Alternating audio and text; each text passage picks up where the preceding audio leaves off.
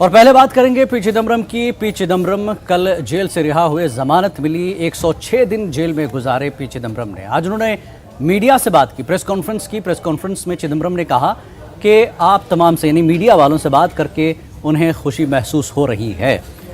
और उन्होंने कल रात 8 बजे मैंने आज़ादी की सांस ली, उनका कहना है। और मुझे पहला ख्याल कश्मीर के 75 लाख शहरियों का आया।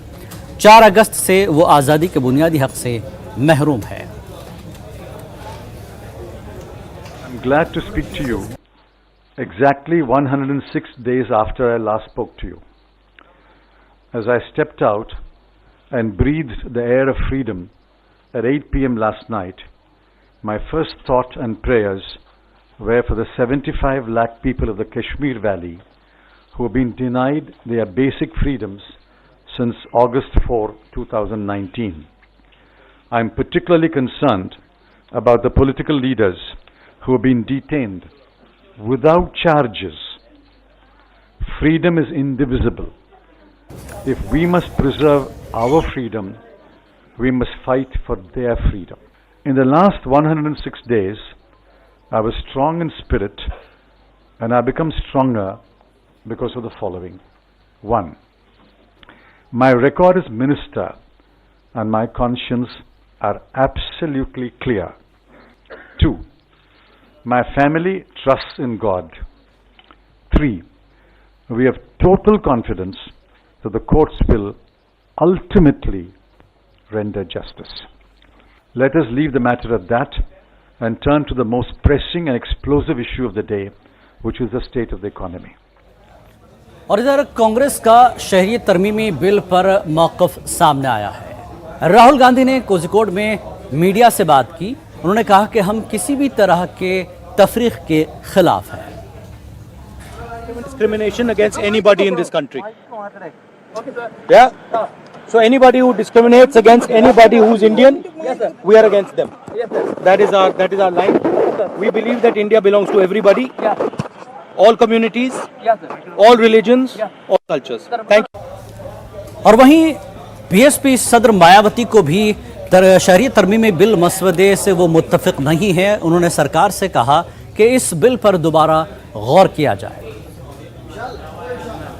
हमारी पार्टी का नागरिकता संशोधन विधेयक के बारे में ये कहना है कि केंद्र सरकार द्वारा काफ़ी जल्दबाजी में व काफ़ी अपरिपक्व तरीके से लाया गया नागरिकता संशोधन विधेयक ये पूरे तौर से विभाजनकारी व असंवैधानिक विधेयक है।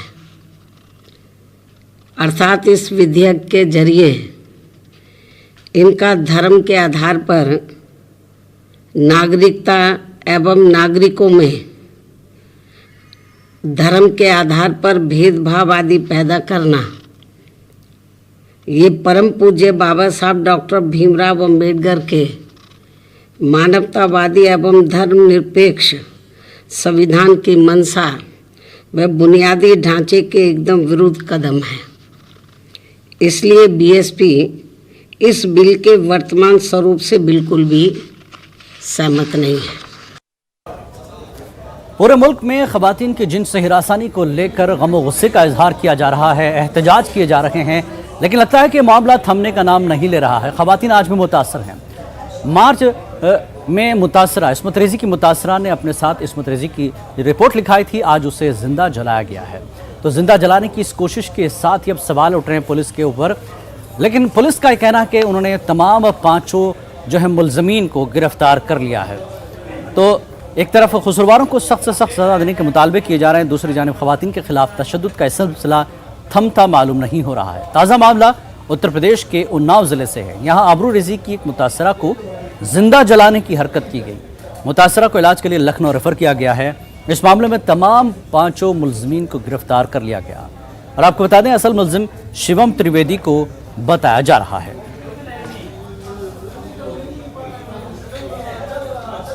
करीब 90% उनका बर्न है और जो डॉक्टर साहब देख रहे हैं उन्होंने ये बताया और 90% बर्न में कंडीशन तो सीरियस होती ही है। और मैं ACM साहब उनके स्टेटमेंट के लिए आ गए। जब पेशेंट यहाँ पे आई थी तो काफ़ी पेन की वजह से काफ़ी रेस्टलेस थी। अब उसको इंजेक्शंस वगैरह दिए गए तो पेन जो है वो अब कम है पहले से, लेकिन पेशेंट अभी होश में है, बात कर रही है। और मगरबी बंगाल में वज़ीर आला ममता बनर्जी और गवर्नर के बीच, यानी सरकार और गवर्नर के बीच सब कुछ ठीक ठाक नहीं चल रहा है। गवर्नर आज सरप्राइज विजिट के लिए असेंबली पहुंचे, गेट बंद था। वो गेट जो VIPs के लिए खुला रहता है और गवर्नर पहुंचते हैं तब भी गेट नहीं खुलता। इस पर हैरानी हुई गवर्नर को, उन्होंने इस पर अपने गुस्से का भी इजहार किया है। तो ज़राए के मुताबिक गवर्नर सुबह जब असेंबली की उस गेट पर पहुंचे जो VIPs के लिए मखसूस है तो वो बंद था, जिस पर उन्हें अफसोस हुआ। गेट खुलने के बाद गवर्नर असेंबली में गए और जायजा लिया। ख्याल है कि रियासत की TMC हुकूमत और गवर्नर के दरमियान खींचतान चल रही है। वज़ीर आला ममता बनर्जी ने गुज़श्ता दिनों कहा था कि मौजूदा गवर्नर के साथ काम करने में उन्हें मुश्किल पेश आ रही है। हुकूमत का इल्ज़ाम भी है कि गवर्नर के दस्तखत न होने की वजह से कई बिल लटके हैं, जबकि गवर्नर का इल्ज़ाम है कि उनके पास बिल देर से भेजे जा रहे हैं, जिसकी वजह से उन्हें जायजा लेने का वक्त कम मिल रहा है। I have come here to know the historical background, to visit the library, to see the great building, to acquaint myself, and that normally happens with any legislature. People visit Raj Bhavan, people visit Rashtrapati Bhavan, people visit Indian Parliament. As governor, it was my duty also to visit a place thoroughly and know about it. When I came here, the gate meant for the governor and other VVIPs was closed. I felt bad, but I went inside through a gate that was open. I found inside deathly silence. Sir, this has never happened in the history of this country. This is a very, very painful moment.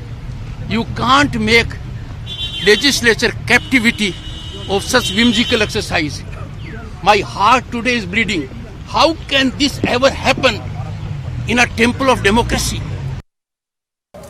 News room live में एक बार फिर आपका खैर मकदम है। मनमोहन सिंह का एक बयान, जी हाँ, उसको लेकर बात आई है। एडवोकेट HS फुल्का ने मनमोहन सिंह के बयान के ताल्लुक से न्यूज़ 18 से खास बातचीत की। उन्होंने कहा कि मनमोहन सिंह ने बिल्कुल सही कहा है। सिख विरोधी दंगों को लेकर डॉक्टर मनमोहन सिंह, देश के पूर्व प्रधानमंत्री का जो बयान आया है उसको लेकर अब हर तरफ जो है सियासत शुरू हो चुकी है। मेरे साथ सीनियर लीडर जो हैं, सीनियर वकील जो हैं HS फुल्का, इनसे बात करते हैं। डॉक्टर साहब, कैसे देखते हैं नरसिम्हा राव को लेकर, जो उस समय के गृह मंत्री थे, उनको लेकर जो बयान दिया गया कि अगर उनकी गुजराल साहब की बात मान ली गई होती तो इस तरह के हालात नहीं बनते। मनमोहन सिंह जी ने बिल्कुल सही कहा है कि गुजराल साहब उस टाइम गए थे जो नरसिम्हा राव होम मिनिस्टर के पास। उन्होंने कहा था कि आर्मी को बुलाओ, अगर आर्मी डिप्लॉय कर दी जाती 1 नवंबर सुबह को ही तो ये कतलेआम ना होता, ये नरसंहार ना होता। और यही बात मनमोहन सिंह जी ने जो कही है उसके उन्होंने उसी बेसिस पे कही है, क्योंकि मिश्रा कमीशन की रिपोर्ट में ये लिखा है। मिश्रा कमीशन जस्टिस रंगनाथ मिश्रा जो सुप्रीम कोर्ट के सिटिंग जज थे, उनको 1985 में राजीव गांधी की सरकार ने अपॉइंट किया था और वो उन्होंने इंक्वायरी की थी, कमीशन ऑफ इंक्वायरी था। उन्होंने अपनी रिपोर्ट में कहा है कि 1 नवंबर सुबह 7000 आर्मी दिल्ली में अवेलेबल थी। अगर उनको डिप्लॉय कर दिया जाता दिल्ली में तो ये 2000 जो जानें बच सकती थी, मतलब कि 2000 सिखों की लाइफ बच सकती थी। यही जो मनमोहन सिंह जी ने कहा बिल्कुल सही कहा है कि अगर गुजराल साहब की बात मान के 1 नवंबर को सुबह ये आर्मी को डिप्लॉय कर दिया जाता तो ये कतलेआम उसी पर टाइम रुक सकता था। मगर हमारे पास ये भी सबूत है कि नरसिम्हा राव चाहते थे कि आर्मी को बुलाया जाए, मगर उस टाइम के प्रधानमंत्री राजीव गांधी और उनके दफ्तर ने उनकी नरसिम्हा राव की नहीं चलनी थी। 35 साल से केस लड़ रहे हैं, अदालतों में लड़ रहे हैं। इसको लेकर, इस बयान को लेकर आप कोर्ट में ये बयान जो है वो पेश करेंगे? देखो, इस बयान की कोर्ट में तो अहमियत नहीं है, मगर ये अपने आप में बहुत बड़ा बयान है। जो हम कह रहे हैं कि ये एक जीनोसाइड है, नरसंहार है, और सरकार ने अपनी मदद करके सरकार ने खुद कराया, वो उसको प्रूव करने के लिए उस तरफ एक बहुत बड़ा बयान है। इसलिए इस बयान की बहुत अहमियत है। तो डॉक्टर मनमोहन सिंह ने जो बयान दिया है उसको लेकर अब HS फुल्का कह रहे हैं कि उस समय की सरकार, यानी कि उस समय के प्रधानमंत्री राजीव गांधी जो हैं, 1984 से कत्लेआम के लिए जिम्मेदार थे। कैमरामैन सोनू मंडल के साथ पंकज कुपाही, न्यूज़ 18 दिल्ली। प्याज का नाम लेते ही आंख में आंसू आएंगे। जी हाँ, पूरे मुल्क को रुला रही है प्याज। यही हाल जम्मू का भी है। जम्मू में भी लोग परेशान हैं प्याज की कीमत को लेकर, और इस सिलसिले में हमारी नुमाइंदा रचना ने जायजा लिया है। प्याज की कीमतों में इजाफा होने से आम लोगों के साथ साथ व्यापारी भी परेशान हैं। इस समय हम जम्मू की सब्जी मंडी में मौजूद है और कुछ व्यापारी हमारे साथ मौजूद है। उनसे बात करते हैं कि इतने महंगे प्याज होने के बावजूद भी क्या बिक रहा है प्याज? सर, बिक रहा है प्याज? बिक रहा है 10%। आगे जो 105 गाड़ी बिकती थी, वहाँ पे 1 गाड़ी बिक रही है जी। प्याज बारिशों की वजह से ख़राब हो गया है। अब जो प्याज आ रहा है इराक से आ रहा है और अफगानिस्तान से आ रहा है। जो हिंदुस्तान में प्याज की शॉर्टेज है बहुत ज़्यादा। तो हिंदुस्तान में प्याज की शॉर्टेज भी है। आपसे बात करेंगे कितनी मुश्किलें आ रही हैं, क्योंकि ये घर घर की ज़रूरत है प्याज। देखो, सबसे हर जगह ज़रूरी है प्याज। जहाँ भी आप चले जाओगे, हमें रिश्तेदार ये नहीं पूछते हैं कि आपका क्या हाल है, हमें ये पूछते हैं कि प्याज बहुत महंगा हो गया है। आम आदमी के लिए खाना बड़ा मुश्किल हो गया है। होटल वालों के जो छोटे रेडी वाले हैं उनके लिए बहुत मुश्किल है। प्याज नहीं देते हैं तो काम नहीं चलता है। पर हद से ज़्यादा महंगाई है, पर इसके कारण हमारी भी सेल नहीं हो रही, गाड़ी वाले भी रो रहे हैं, मतलब सबको परेशानी है। इसमें सरकार भी कुछ नहीं कर पा रही है। प्याज तो बाहर से मंगवा रही है पर रेट डाउन नहीं आ रहे, और रेट अभी लगता भी नहीं है कि कोई 15-20 दिन डाउन आएंगे रेट। सबको दिक्कत आ रही है। प्राकृतिक आपदा आई, फ्लड आया, फसल में खराबी हुई, प्याज नहीं हुए और प्याज महंगा हुआ। इसमें सरकार का भी कोई दोष नहीं है। आपसे बात करेंगे कि कितनी मुश्किलें आती हैं, हर की जरूरत है प्याज। देखो, मुश्किलें तो हर किसी को आती हैं। जब भी किसी भी चीज़ के रेट हाइकिंग पे जाते हैं तो हर किसी का बजट जो है वो ख़राब होता ही है। पर मेन प्याज हर बंदे को हर दिन चाहिए, और प्याज और टमाटर ऐसी आइटम है जिसके बिना सब्जी तो बनेगी नहीं। और प्याज का मेन इस टाइम जो आ रहा है, अगर बाहर से गवर्नमेंट जो ला रही है वो प्याज ऐसा है कि लोकल जो प्याज जम्मू अपने लोकल प्याज है जो इंडियन, अगर वो 1 किलो प्याज पकाने में 1 पाव तेल लगता है, जो बाहर से आ रहा है प्याज उसको आधा किलो तेल वेस्ट होगा।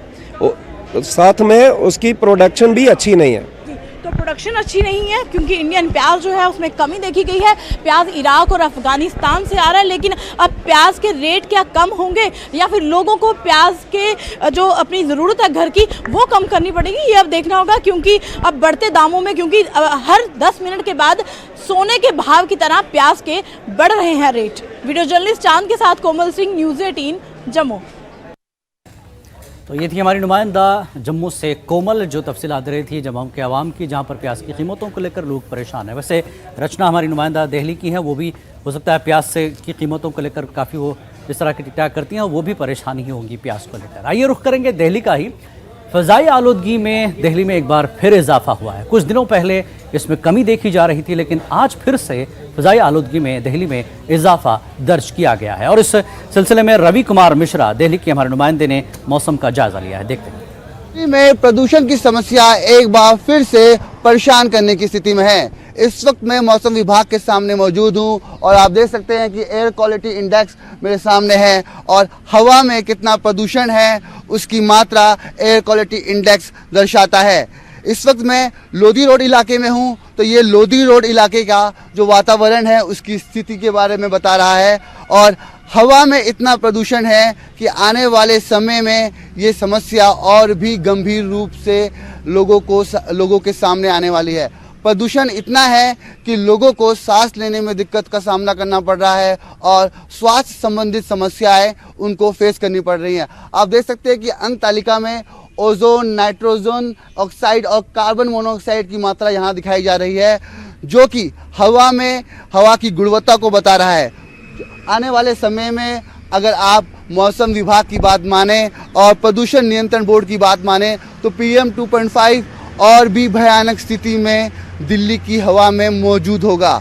अब देखना ये होगा कि प्रदूषण की इस व्यापक समस्या से जनता जनार्दन को कब निजात मिलता है। कैमरा पर्सन हरीश के साथ मैं रवि कुमार मिश्रा, न्यूज़ 18 नई दिल्ली। और जम्मू बीजेपी जम्मू कश्मीर के सदर रविंद्र रैना को कहना है कि उन्हें एक तरह से धमकी मिल रही है। सिक्योरिटी एजेंसियों की तरफ से अलर्ट रहने की हिदायत जारी की गई है। रविंद्र रैना पर मिलिटेंट हमले के खदशे के पेश नज़र उन्हें सिक्योरिटी एजेंसियों ने चौकस रहने की हिदायत दी है। तो जम्मू में न्यूज़ 18 उर्दू से बात करते हुए रैना ने कहा कि उन्हें ये जानकारी दी गई है कि लश्कर तैयबा के मिलिटेंट उन पर हमला करने की कोशिश में है। माफ़ कीजिए, मैंने कहा धमकी मिली है, धमकी नहीं बल्कि उन्हें ये जानकारी दी गई है कि वो अलर्ट रहें, लश्कर तैयबा के मिलिटेंट उन पर हमला करने की कोशिश में है। एजेंसियों के पास पुख्ता जानकारी है कि लश्कर तैयबा के कुछ आतंकवादी इस प्रकार के आतंकी हमला करने की फिराक में हैं, जिसमें 2 कश्मीरी और 1 पाकिस्तानी आतंकवादी है। खुफिया एजेंसियों के वरिष्ठ अधिकारियों ने मुझे जानकारी दी है कि जम्मू संभाग में इन आतंकवादियों ने घुसपैठ की है और आने वाले दिनों में कोई बड़े आतंकी घटना को अंजाम दे सकते हैं। उसमें हमारे ऊपर फिदायीन हमला करने की भी वो फिराक में हैं आतंकवादी। अधिक सतर्कता बरतने के लिए मुझे सुरक्षा एजेंसियों ने हिदायत दी है।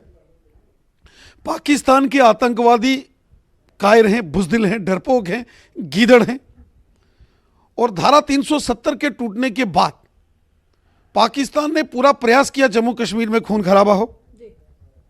पाकिस्तानियों ने कोशिश की जम्मू कश्मीर के हालात खराब किए जाएं, लेकिन जब पाकिस्तान अपने मंसूबों में फेल रहा तो इस प्रकार के आतंकी हमले कराने की साजिश आतंकवादियों द्वारा की गई है। लेकिन इसमें कोई घबराने वाली बात नहीं है, डरने वाली बात नहीं है। मैं एक फौजी की तरह, एक सैनिक की तरह काम करता हूं। मैं एक स्वयंसेवक हूं, भारतीय जनता पार्टी का कार्यकर्ता हूं और भारतीय जनता पार्टी का प्रत्येक कार्यकर्ता, प्रत्येक स्वयंसेवक देश के लिए, समाज के लिए जीता है। भाई रुख करते हैं कर्नाटक का। कर्नाटक में 15 असेंबली हलकों पर ज़मीनी इंतखाबात हो रहे हैं। जी हाँ, यहाँ पर कड़ा मुकाबला है। 15 लोगों के जो है इसमें इस सीटों पर इंतखाबात हो रहा है। 165 उम्मीदवार कुल मिलाकर मैदान में। मुकाबला कांग्रेस और बीजेपी के दरमियान ज़्यादातर पर देखा जा रहा है, लेकिन सेरुखी मुकाबला कुछ हलकों में भी देखने को मिल रहा है, जहाँ पर बीजेपी, कांग्रेस और जेडीएस आमने सामने रही हैं। तो बेंगलुरु के 4 असेंबली हलकों में वोटिंग जारी है। आपको बता दें कि कांग्रेस जेडीएस अरकान असेंबली के इस्तीफे के बाद ये चुनाव हो रहा है।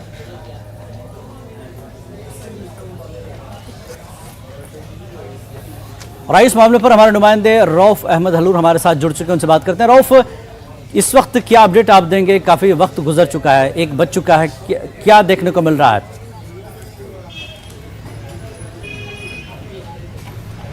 जी देखिए, 1 बज चुका है और रियासत कर्नाटक के 15 असेंबली हलकों में जिस अंदाज में वोटिंग होना चाहिए था उस अंदाज में वोटिंग होती हुई नहीं दिखाई दे रही है। अभी भी वोटिंग का फीसद जो है काफ़ी कम देखने को मिल रहा है। इस वक्त हम मौजूद हैं शिवाजी नगर में। यहाँ पर अब जो हमें इत्तलात मिली है तकरीबन 15 से 20% के दरमियान पोलिंग हुई है और काफ़ी वक्त भी गुजर चुका है, यानी कि सुबह 7 बजे से 1 बजे की ये रिपोर्ट है कि 15 से 20% के दरमियान वोटिंग दर्ज हुई है और इसके बाद मज़ीद तफसीलात हमें हासिल होंगी। इस वक्त कई अहबाब हमारे साथ मौजूद हैं, जमीयतुल कुरैश के अहबाब हमारे साथ मौजूद हैं और इस इलेक्शन को लेकर लोगों में जिस अंदाज में जोश और खरोश देखने को मिलना चाहिए था, जोश और जज्बा होना चाहिए था, वो दिखाई नहीं दे रहा है। हालांकि लोग अपने जमहूरियत का हक इस्तेमाल कर रहे हैं, अपने वोट का इस्तेमाल कर रहे हैं। बताइए शिवाजी नगर का क्या माहौल है?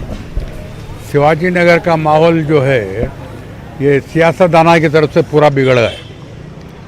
ये 17 MLA इधर से उधर भागे, उधर से उधर भागे, बम्बई चले गए, जाकर ये हुकूमत गिरना चढ़ना, ये पब्लिक को बहुत तकलीफ हो रही है इसमें। अभी जो यहाँ का इलेक्शन जो चल रहा है इसमें भी जो आदमी बेजार है, कहते कि क्या 3 महीने में 3 इलेक्शन, हाँ 3 महीने में 3 इलेक्शन होना तो अच्छा, यही है कि लोग जो हैं यहाँ पर नाराज़ दिखाई दे रहे हैं क्योंकि बार बार यहाँ पर इलेक्शन हुए हैं। 1.5 साल कबल यहाँ पर असेंबली का इलेक्शन हुआ था, उसके बाद पार्लियामेंट का इलेक्शन हुआ है और फिर दोबारा जो है यहाँ पर असेंबली का इलेक्शन हो रहा है। तो बताइए क्या नज़र आ रहा है आपको?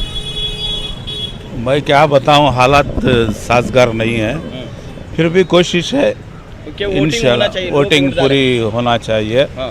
वोट कैसा भी करके एक तरफ हो के कोई एक पार्टी जीते। जो है यहाँ पर हम देख रहे हैं कि वो लोगों में जो है जोश और जज्बा दिखाई नहीं दे रहा है। जज्बा इस बात से नहीं है कि बार बार इलेक्शन आने की वजह से जो दूसरे लीडर हैं 5-5, 6-6 इंडिपेंडेंट कैंडिडेट खड़ जाके जो पार्टी में इख्तियार नहीं आ सकते, वैसे लड़के सब जो पार्टियां सब आ जाने की वजह से जो है आदमी परेशान है, किसको देना किसको नहीं देना वोट बोल के। यानी कि लोगों में जो है ये भी एक खदशा है कि यहाँ पर वोट डिवाइड हो रहे हैं, बहुत सारे कैंडिडेट्स हैं। जी बहुत से कैंडिडेट्स हैं, बहुत सेकुलर कैंडिडेट आना ज़रूरी है। हालात शहर के ऐसे हैं, बीजेपी जो आई इसका बहुत बड़ा ख़तरा हिंदुस्तान के अंदर चल रहा है, इसलिए सेकुलर हुकूमत आना बहुत ज़रूरी है। तो यहाँ पर हम देख सकते हैं कि शिवाजी नगर में साबिक रियासती वजीर रोशन बेग के इस्तीफे के बाद यहाँ पर इलेक्शन हो रहा है। लोगों में हालांकि लोग अपने वोट का इस्तेमाल ज़रूर कर रहे हैं और ये अपील भी लोगों से की जा रही है कि वो ज़्यादा से ज़्यादा तादाद में आकर वोट डालें, लेकिन हम देखते हैं कि लोगों में एक तरह से नाराज़गी भी है, क्योंकि ये बार बार इलेक्शन क्यों हो रहा है, क्यों किसी की गलती की वजह से लोगों को क्यों तकलीफ हो रही है, यही सवालात किए जा रहे हैं। बताइए जी। सवालात तो अच्छे हैं आपकी, प्रॉब्लम क्या है, अगर कैंडिडेट इस तरह हर पार्टी से जाते रहेंगे तो पब्लिक ऑटोमेटिक डिस्टर्ब हो जाएगी, परेशान हो जाएंगे, और उसके ऊपर से 15-15, 16-16 कैंडिडेट डाल देंगे तो क्या करेंगे, पब्लिक परेशान होकर इधर डालेंगे उधर, वो भी चीज़ें हैं। लेकिन बहरहाल हमारा जो है कोशिश है कि पोलिंग ज़्यादा से ज़्यादा होना है, करेंगे इंशाल्लाह। हाँ, बाहर आए और पोलिंग होना, तभी तो कुछ ना कुछ नतीजा बाहर निकलेगा। तो इंशाल्लाह इस इलेक्शन के बाद आप चाह रहे हैं कि एक अच्छी हुकूमत रहे और एक साथ में जो है यहाँ पे पॉलिटिकल स्टेबिलिटी रहे। जी, इसके लिए हमारी यही कोशिश है कि ज़्यादा से ज़्यादा पोलिंग अगर होने से ये सब काम होता है आपका। तो इसके लिए हमारा एक रिक्वेस्ट क्या बोले तो पब्लिक को, ज़्यादा आगे आइए, बाहर आइए, आके कुछ पोलिंग करिए, वोट डालिए, तभी तो हमको कुछ ना कुछ नतीजा निकलेगा। कुछ भी करिए, एक रिक्वेस्ट है पब्लिक से, आगे आके वन साइड वोट करिए। तो यहाँ पर हम देख सकते हैं कि लोग यही चाहते हैं कि इस इलेक्शन के बाद पॉलिटिकल स्टेबिलिटी, सियासी इस्तेहकाम रियासत कर्नाटक में हो। जैसा कि हमने देखा है कि यहाँ पर गुज़िश्ता 1.5 सालों में कांग्रेस और जेडीएस की हुकूमत रही, उसके बाद बीजेपी की हुकूमत रही। दोनों हुकूमतों के दरमियान काफ़ी इख्तलाफात यहाँ पर देखने को मिले। जो सियासत हुई, जो सियासी ड्रामा हुआ, कई एमएलएस कई महीनों तक जाकर रिसोर्ट में रुके रहे, इससे लोगों को परेशानी हुई, अवामी मसाइल को परेशानी हुई। बड़े बड़े जो सियासी लीडरान हैं, चाहे वो कांग्रेस के हों, बीजेपी के हों, जेडीएस के हों, अपने अपने एमएलएस की हिफाजत में, अपने अपने लीडरों की हिफाजत में ज़्यादातर इन्होंने वक्त गुजारा, जबकि तरक्की की जानिब तवज्जो नहीं दी। बताइए, डेवलपमेंट नहीं हुआ है। जहाँ तक बात करें कि वहाँ पर जो समाजी तंजीमें हैं, उनका ये कहना था कि आज खासकर अपने वोट का पूरा इस्तेमाल करें, क्योंकि उन लीडरों को ये सबक सिखाया जाए जो दल बदली करते हैं, उनके लिए एक मैसेज दिया जाए वोटर्स की तरफ से। तो ये मैसेज क्या आवाम तक नहीं पहुँच पाया, या लोग पूरी तरह से नाराज़ है इस इलेक्शन के सिस्टम से कि लोग दल बदली करते हैं, फिर इलेक्शन होता है, आवाम को जो है इस तरह का मुसीबतों का सामना करना पड़ता है? वजह क्या मानी जा रही है? जी, यही सवाल यहाँ से उठाया जा रहा है कि आखिर ये सियासतदान जो एक पार्टी से मुंतखब होते हैं और मुंतखब होने के बाद दूसरी पार्टी में चले जाते हैं, जिसकी वजह से इन्हें जो है दोबारा इलेक्शन करना पड़ता है, दोबारा इन्हें जो है वोटिंग में हिस्सा लेना पड़ता है, और इसका जो खर्च होता है और इसका जो इलेक्शन का जो अखराजात हो जाते हैं वो अवाम के पैसे से ही इलेक्शन होता है। यानी कि यहाँ पर लोग चाह रहे हैं कि इस तरह की सियासत, दल बदल की सियासत ख़त्म होनी चाहिए। क्या आप यही चाह रहे हैं? जी, बिल्कुल सही बात है आपकी। यहाँ पर जो आजकल जो हालात जो चल रहे हैं, इस हिसाब से हम चाहते हैं कि कोई अच्छी सी पार्टी आए, यहाँ के आवाम की तकलीफ़ों को, आवाम की परेशानी को, हर चीज़ को समझे, हर कोई चीज़। हमारा भाई यही है, हर चीज़ों का ये मामला है। हमारा मुद्दा यही है कि कोई अच्छी सी पार्टी आए ताकि हम लोगों को सहूलतें बनाए, हर चीज़ें सहूलतें बनाए, हर चीज़ें चली यहाँ पर, आवाम को सहूलतें बने, सड़कें सही हुए, हर चीज़। आपने वोट दिया अपना? नहीं, अभी तक तो नहीं दिया, क्योंकि मैं तो कंफ्यूज हूँ किसको वोट दूँ, किसी को नहीं दूँ, क्योंकि वजह तो साफ है। आज तक डेवलपमेंट, हमारा एरिया तो अब तक तो डेवलपमेंट नहीं हुआ। हम तो बचपन से यहाँ से गुजर चुके हैं, आज तक आप अभी भी जाके देखिए कुछ गलियों में। बिल्कुल रऊफ अलूर, आप नजर बनाए रखें। बहरहाल कर्नाटक में 15 सीटों पर ज़िमनी चुनाव हो रहे हैं। शाम 6 बजे तक ये वोटिंग जारी रहेगी और इस बार कर्नाटक की सियासत का रुख तय करेंगी ये 15 सीटों के नतीजे। बहुत बहुत शुक्रिया रऊफ इस पूरी तफसीलात के लिए। तो नाजरीन, न्यूज़ रूम लाइव में फिलहाल इतना ही। आदाब।